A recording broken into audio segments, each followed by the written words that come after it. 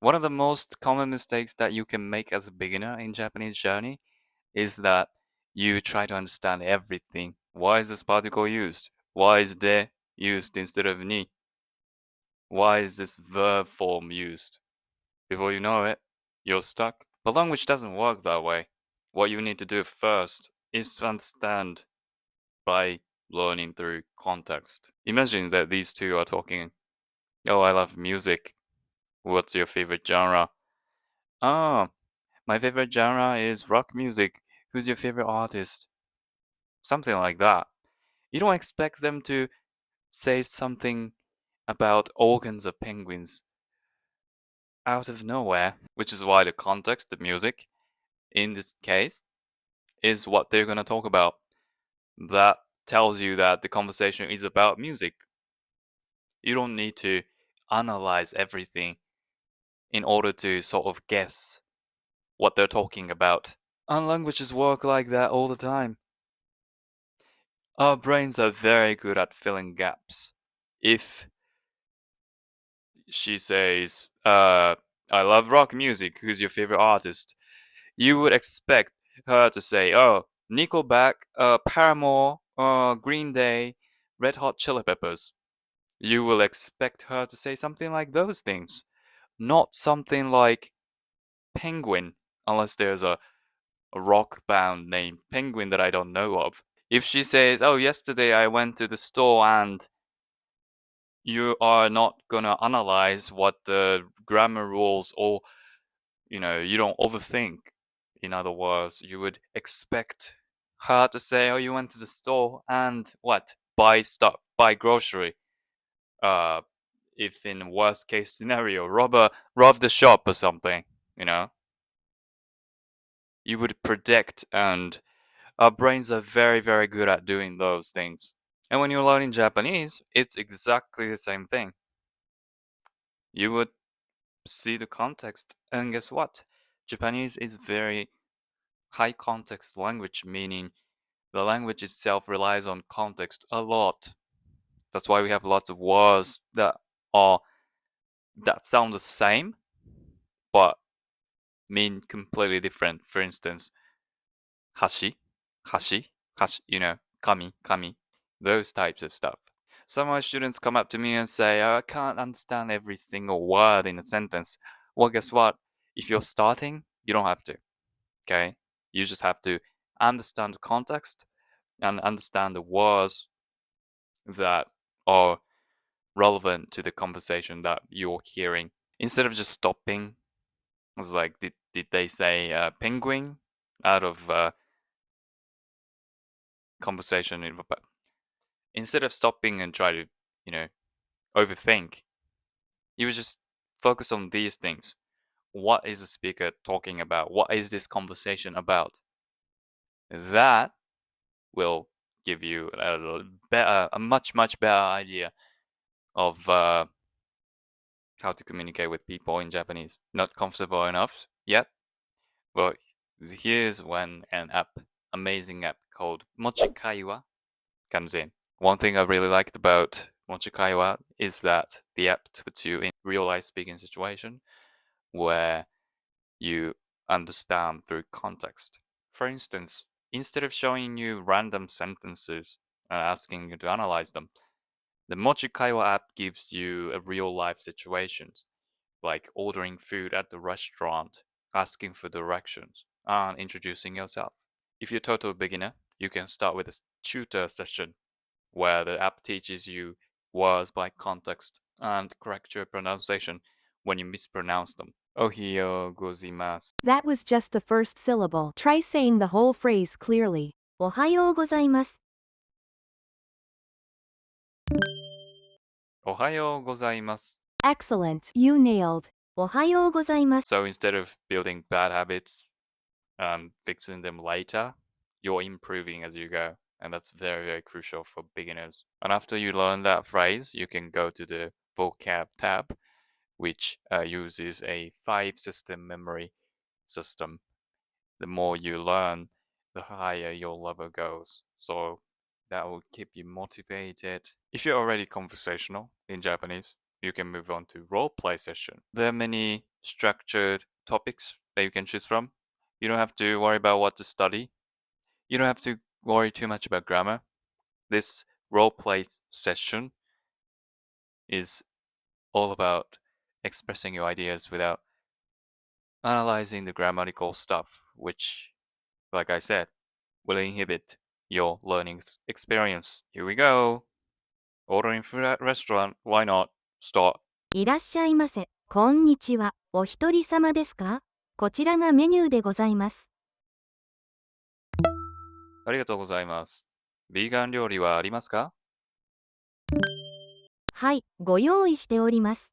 当店のおすすめは野菜たっぷりの精進天ぷら定食でございます。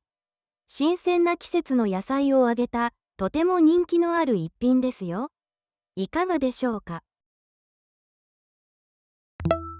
じゃあ、それでお願いします。かしこまりました。精進天ぷら定食を一つですね。ご注文のお品は以上でよろしいでしょうか？ Honestly, I was very surprised when the app got that I asked for vegan food if they have vegan food. And they said shojin, which is plant-based, tempura, teishok. They have shojin tempura teishok.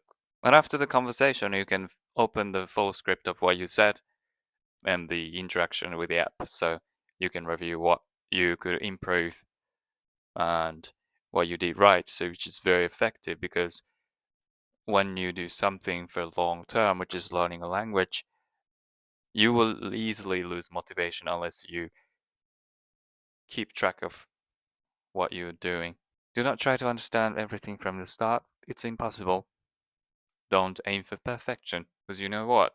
Sometimes very advanced learners who have spoken Japanese for a very, very long time, with more than 2 decades, make a lot of mistakes.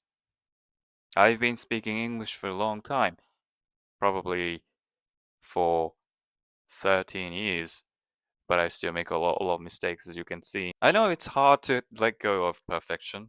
It is very difficult because aiming for perfection. Why we become perfectionists is because we want to be accepted by the other person, by the community that whatever we're in.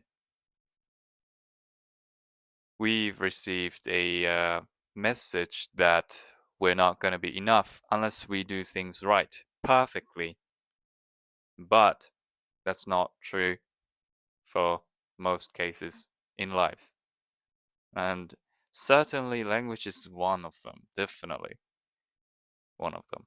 Just like I said in the beginning, why is it de instead of ni?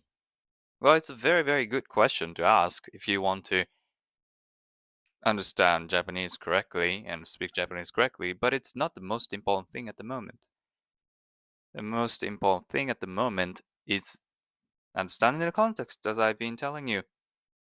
公園で散歩します. Why is it de?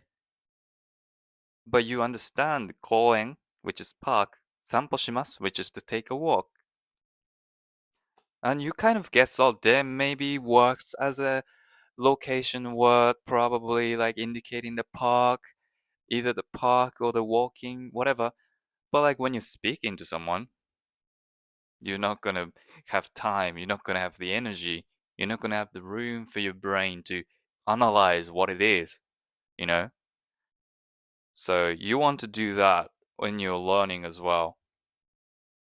If you're just taking a speaking lesson, if you're trying to speak, that's the approach that you want to take. Just understand it in your head. Oh, probably okay. There you use de here, okay, and you use ni here, okay.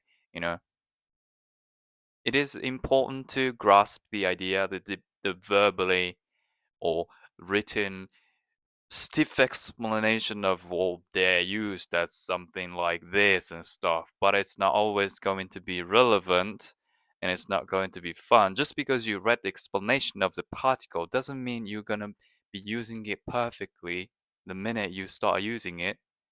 It's sometimes better to just, you know, listen to the other person saying de, oh, used as de, 公園で, okay, 図書館で, 家で, 学校で. Okay, place. and action follows. 学校で勉強します。家でテレビを見ます。Something like that. Let me tell you, the only time you want to care about these particles or whatever the grammatical structure is when you're studying with a tutor or by yourself. This grammatical stuff. Not when you're speaking, when you're trying to speak. And if you're worried about embarrassing yourself by using different words or different grammatical structure, you gotta let go of that fear. And if you're not sure how to do it, I've written a book on how to learn a language. I include that in the description below, so you can check that out as well. If you're trying to speak, the most important thing is, do I understand what the conversation is about? Do I understand what they're saying? That's the most important thing. Unless you try to do something, unless you try to get out of your comfort zone, which is, I know it's cliche, but like, it is very, very important that you just try it anyway. Okay, I only know konnichiwa. Well, just try it anyway, konnichiwa. Just using the app that I described, Mochi Kaiwa, you could use that as well. You don't have to worry about perfection. You don't have to worry about getting everything right because you're not gonna get it right anyway. And it's just a good thing. I will leave you with one note. Unless you feel comfortable. If you feel uncomfortable, if you're not comfortable when learning, that's a good sign because if you're feeling comfortable all the time, you're not learning. You're supposed to feel uncomfortable because you're going to make mistakes because that's not your mother's tongue. That's not your first language. You will make a mistake. I sometimes feel uncomfortable speaking English, even after years of studying, more than a decade of studying, which is fine. Embrace it. If you're uncomfortable, embrace it. That's a good sign. If you're comfortable, you should take that as a sign that you're not learning. Because if you're comfortable already or learning a language, you are already a native level at that language. Thank you so much for watching. If you liked it, please give it a thumbs up and subscribe to my channel if you haven't already. I teach Japanese offline group lesson here in Prague. If you're based in Prague or in neighboring European countries, if you want to visit Prague to learn Japanese for some reason, here's my detail. You can add me on WhatsApp or Instagram. You can message me, and hourly rate is 200 Czech crowns, 200 Czech crowns per hour. So that's very, very affordable. So take that chance if you like, and I'll see you in the next one. Until next time.